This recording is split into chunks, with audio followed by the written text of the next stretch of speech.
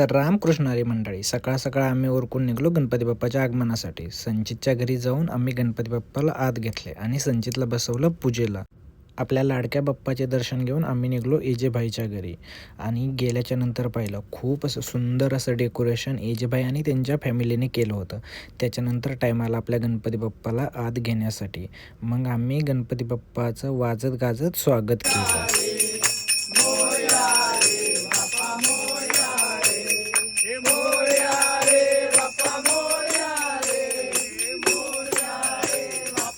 आणि आपल्या लाडक्या बाप्पाला विराजमान करून आपल्या बाप्पाची पूजा सुरुवात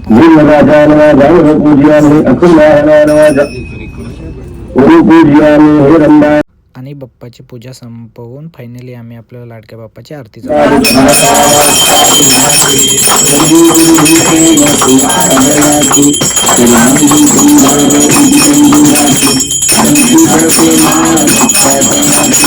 आणि फायनली बाप्पाला त्याचे लाडके मोदक ठेवले. बट बाप्पा म्हणला मला एक दे, बाकी तू खा.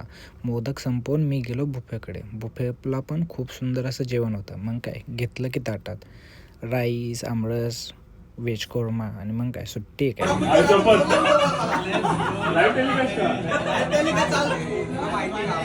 बाप्पाचे दर्शन आणि बाप्पाला निरोप देऊन परत मी निघलो माझ्या कर्मभूमीकडे.